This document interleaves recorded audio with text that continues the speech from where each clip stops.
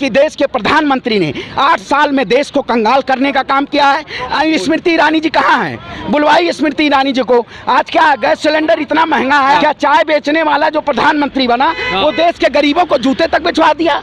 ऐसे नारंगी कंघी बजरंगी अब देश की सत्ता में काबिज नहीं हो पाएंगे। प्रधानमंत्री जी को बता दीजिए, ये पूरी भीड़ जिस तरीके से राहुल गांधी के लिए लोग लाखों घंटों खड़े होके और उनके दीदार के लिए झलक पाने के लिए सड़कों पे खड़े होते हैं, क्या वाकई में देश के प्रधानमंत्री सड़क पे आके देश की जनता का जवाब मांगेंगे? नमस्कार, बहुजन सेंचुरी देख रहे हैं आप। मैं विकास सिंह बौद्ध। भारत जोड़ो यात्रा लगातार चलती जा रही है। राहुल गांधी के साथ लोग भी जुड़ते जा रहे हैं।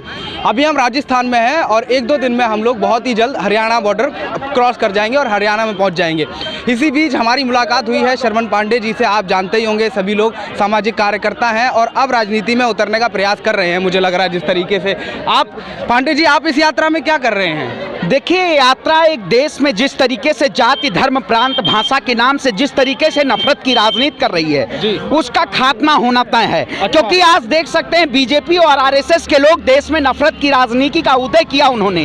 आज क्या वाकई में देश में महंगाई, बेरोजगारी और शिक्षा स्वास्थ्य की बात ना होते हुए केवल मंदिर और मस्जिद की बात होती है? जिस सरकार के शासनकाल में जिन्होंने कहा था देश में किसानों की आय दोगुनी करेगी, क्या देश के प्रधानमंत्री ने किसानों की आय दोगुनी की? जिन्होंने कहा था कानून तो वापस ले लिया। देखिए, किसान कानून की बात नहीं है, आज किसान की आत्महत्याएं दिन प्रतिदिन दोगुनी हो रही है। डाटा नहीं है गवर्नमेंट के। अरे आप डेटा उठाइए, आप हंगर इंडेक्स का डेटा उठाइए, आप सीएमआई रिपोर्ट का डेटा उठाइए। गवर्नमेंट के पास कोई डेटा नहीं है। गवर्नमेंट आज डेटा देना चाहती है, आप हंगर इंडेक्स उठाइए, डेटा सीएमआई की रिपोर्ट उठाइए।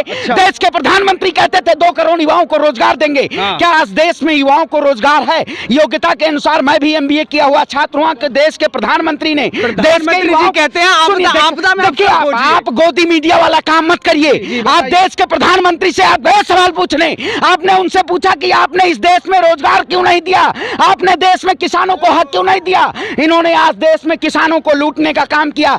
ऐसी सरकार हमें नहीं चाहिए जो देश में जनता का खून चूसने का काम करे। आप बताइए, अगर प्रधानमंत्री जी तो यहाँ पर पाकिस्तानियों को सपोर्ट करने आगे, बीजेपी कह रही है कि ये पाकिस्तान का वो है, ये समर्थक है राहुल जी, और आप उनका समर्थन करने आए। देखिए, हम जब किसान आंदोलन में भी सड़कों पे बैठे हुए थे उस वक्त भी देश के प्रधानमंत्री आंदोलन जीवी के नाम से कई ऐसे नामों से उन्होंने उद्बोधन करने का काम किया। लेकिन देश के प्रधानमंत्री को अंततः पता चल गया कि इस देश में जनता सबसे बड़ी है और जनता ही इस देश, जनता का जनादेश जो सरकार को झुकाने का काम करता है। आज देख रहे होंगे आप, राजस्थान में कई राज्यों से गुजरते हुए यात्रा 8वें राज्य में अपने पड़ाव पे पहुंची हुई है और देश के प्रधानमंत्री को अभी भी नहीं दिखाई दे रहा है। मैं कहता हूं, ये भीड़ दिखा दीजिए, देश के प्रधानमंत्री को बता दीजिए।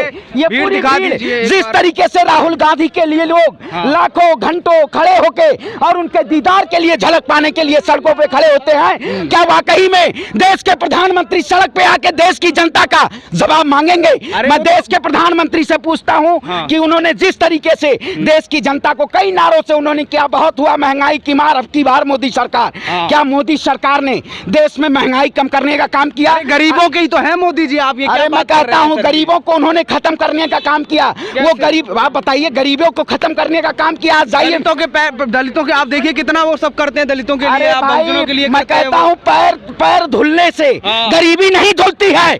आप आज तक जैसे पत्रकारिता मत करिए, आप स्ट्रीम मीडिया जैसे पत्रकारिता मत करिए, क्योंकि आज देश की जनता अपना हक मांग रही है और उस लड़ाई को लड़ रही है जो राहुल गांधी से जो बात अपेक्षा है। क्यों अपेक्षा है? लोग खड़े क्यों हैं सड़कों पे?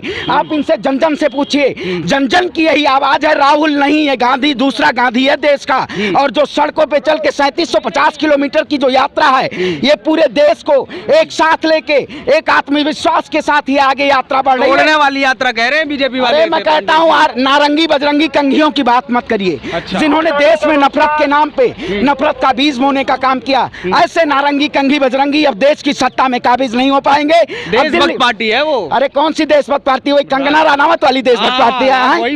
नहीं, बताइए, देशभक्त अगर पार्टी होती तो देश में जनता के हितों की बात करती, ना कि कॉर्पोरेट तंत्र की बात करती। उन्होंने कॉर्पोरेट तंत्र करने का काम किया। आज अडानी का जाके देखिए, अंबानी का देखिए, इन्फ्लेशन बढ़ता जा रहा है, देश में गरीब परेशान। सरकारी बाबू काम नहीं करते थे ना पहले, इस वजह से करना पड़ा पांडे जी। सरकारी कौन से सरकारी बाबू? आप बताइए, अगर आज देश में आज सीएमआई की रिपोर्ट उठाइए आप। मैं कहता हूं, देश के प्रधानमंत्री क्या रोजगार दे पाए देश के युवाओं को?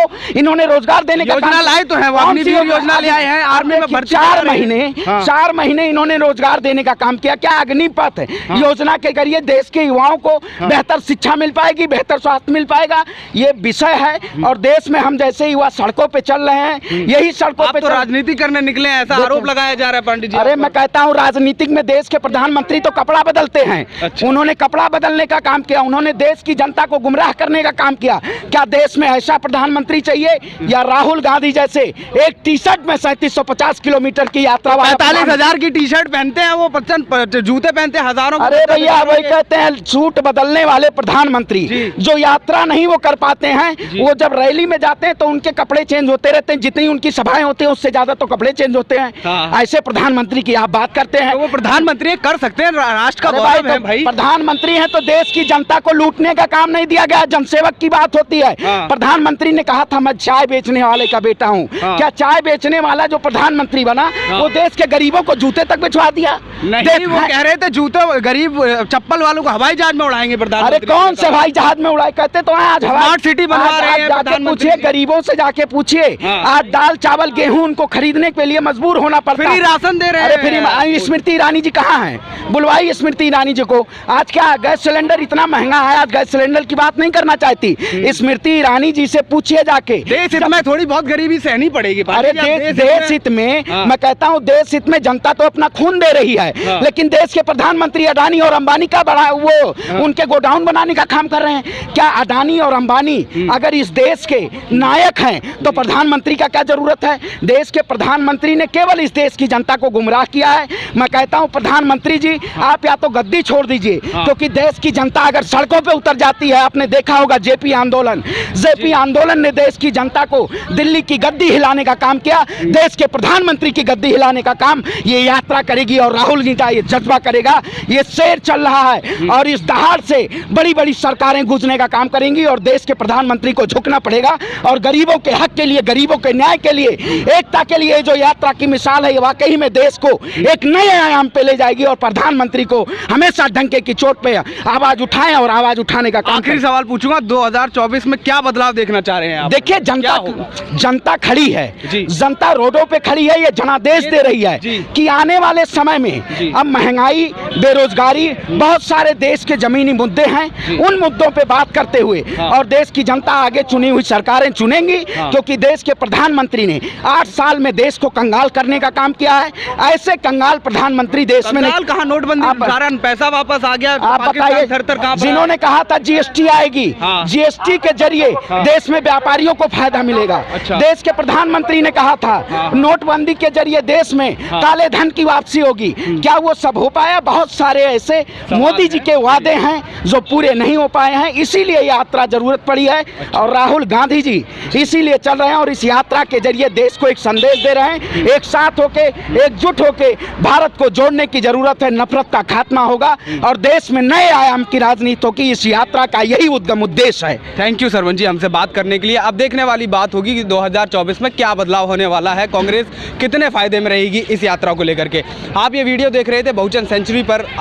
अगर आपने हमारे चैनल को सब्सक्राइब नहीं किया है तो कर लीजिए। धन्यवाद।